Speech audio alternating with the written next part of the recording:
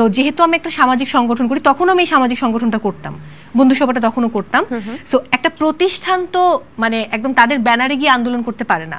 কিন্তু আপনি যদি আমাকে জিজ্ঞেস করেন যে আপনি কি করেছেন ব্যক্তিগত জায়গা থেকে, আমাদের প্রত্যেকের আলাদা আলাদা গ্রুপ ছিল। আমার ঢাকা ইউনিভার্সিটি মাইম অ্যাকশনের আলাদা গ্রুপ, আমাদের কোন ছেলেকে ধরে নিয়ে যাওয়া হয়েছে, কার মাথায় কয়টা স্টিচ পড়েছে, কে কোথায় থাকবে, আমার বাসাতে আসছে, আমরা মিটিং করছি, এই জিনিসগুলো আমি পাবলিকলি আসলে তখন প্রকাশ করা কিন্তু সম্ভব না। আচ্ছা, একই সাথে আমাদের কি তাহলে কিছুটা ভয় এবং নিজের কাজ হারাবেন এই কারণে? আমি যেমন আপনারা খেয়াল করেছেন কিনা আমাদের আরিফিন শুভ ভাইয়া তার ব্যক্তিগত জীবনের কথা প্রকাশ করলেন।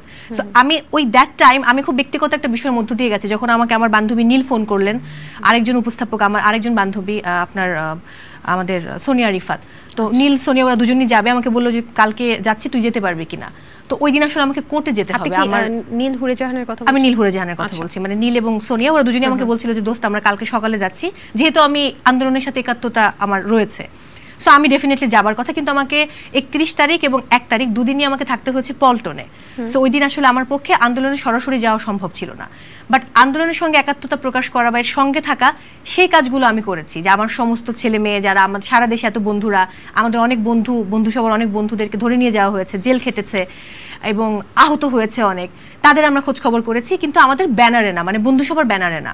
এবং আমরা কিন্তু আমাদের কার্যক্রমগুলো স্থগিত করে দিয়েছিলাম। 5 তারিখের পরে গিয়ে আমরা আবার আমাদের কার্যক্রম শুরু করেছি, যেহেতু আমাদের এটা একটা সামাজিক সংগঠন। সো আমরা কিন্তু কোনো রাজনৈতিক সংগঠন না, আমরা শুধুমাত্র সমাজ সংস্কার এবং সাংস্কৃতিক কর্মকাণ্ড করি, এবং গত 25 বছর ধরে এটা আমরা করে আসছি। মানে পেশাগত জায়গা থেকে আসলে আপনি সরাসরি আন্দোলন না করতে পারলেও আমি আড়ালে থেকে মাঠে নামিনি, বাট আমার ফেসবুক আপনি দেখতে পারেন, ফেসবুকে আমি আওয়াজ তুলেছি, বাট আমি একসাথে ছিলাম, বাট আমি মাঠে নামতে পারিনি। আচ্ছা, আমরা 17 জুলাই বা 18 জুলাই এরকম একটা সময় দেখেছি আপনি প্রোফাইল পিকচার ব্ল্যাক করেছেন। হ্যাঁ, এটা কেন করেছিলেন?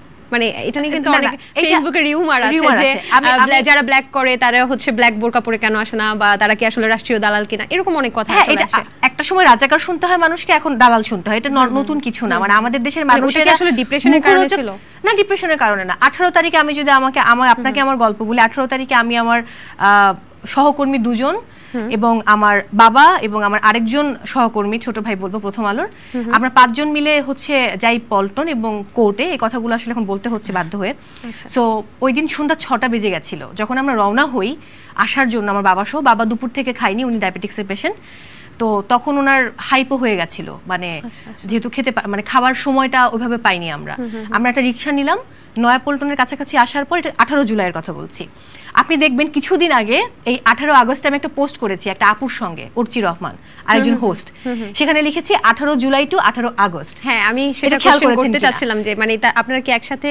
এক্স্যাক্টলি, 18 জুলাইতে আমরা একসঙ্গে ছিলাম, এবং 18 জুলাই থেকে 18 আগস্ট 1 মাস পর আমাদের আবার দেখা হলো। এবং 18 জুলাইয়ের যে ঘটনাটা, তখন যখন আমরা আসার সময় আমরা পথ পাড়ি দিতে পারলাম না। এরপর যেটা হলো, আমাদেরকে পুলিশরা বললেন যে এদিকে যাওয়া নিরাপদ না, অনেক মানুষ দৌড়ে আসছে। তারপর আমরা নেমে গেলাম, আরো কিছু সাধারণ মানুষজন বলছিলেন যে আপু ওইদিকে যাওয়াটা খুবই অনিরাপদ, আপনারা এখান থেকে সরে যান। তো আমরা এসে হচ্ছে আপনার বায়তুল মোকাররমের উল্টো দিকের একটা রাস্তা আছে, আমার এখন নামটা মনে পড়ছে না, ওইদিকে আমার বাবা আমি আপু আর 2জন আমার কলিগ এগিয়ে গেলাম, কিন্তু যেতে পারিনি, যেহেতু সন্ধ্যা হয়ে গেছে, তখনকার অবস্থা খুব খারাপ, মেট্রো বন্ধ অলরেডি। সো আমরা বায়তুল মোকাররমের ভেতর দিয়ে হেঁটে এসে অনেকটা পথ হেঁটে একটা ওভারব্রিজে উঠলাম। যখন ওভারব্রিজে উঠেছি তখন অলরেডি আগুন দিয়ে দেওয়া হয়েছে। অনেকটা পথ হাঁটার পর একটা রিক্সা পেলে, পরে আমি, আপু এবং আব্বু 3 জন মিলে আমি প্রথমে যে কাজটা করেছি, আপুকে আগে তার বাসায় নামিয়েছি। ততক্ষণে আব্বুর অবস্থা খুবই খারাপ।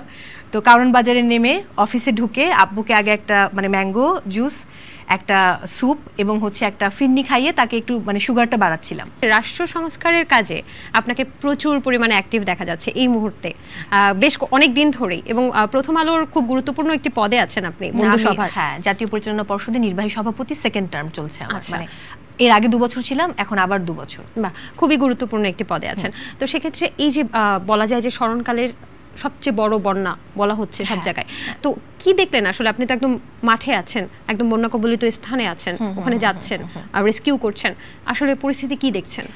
একটু যদি বলি, মানে এখন খুব সরব ব্যাপারটা এমন না, আমি কিন্তু মানে 14 বছর বা 15 বছর ধরে সংগঠন করি। তো সেই জায়গায় আমি তখন থেকেই সামাজিক কর্মকাণ্ড করি, মানে যখন আমি উপস্থাপক না তার আগে থেকে আমি সামাজিক কার্যক্রম করি, এবং এই মাঠে নেমেই করি। যে হ্যাঁ, ডেঙ্গু নিধন বলেন, শীতবস্ত্র বিতরণ বলেন, মানে আমাদের বন্ধু সবার যারা বন্ধুরা আছেন প্রত্যেকেই কাজগুলো করেন, শুধু আমি না।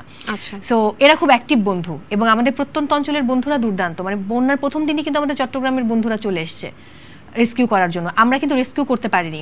আমরা গেছি, আমাদের প্রথমে প্ল্যানিং ছিল যে আমরা একদিনে লক্ষ্মীপুর, নোয়াখালী, ফেনী কাভার করব, কিন্তু আমাদের 3 দিন লেগে গেছে, আমরা সেটা পারিনি। লক্ষ্মীপুরে তখন অবস্থা মোটামুটি, আমরা 23 তারিখ ভোরে মানে 23 তারিখে রওনা করেছিলাম, ভোরে আমরা রওনা দিতে পারিনি কারণ আমাদের প্যাকিংয়ের সময় লেগে গেছিলো।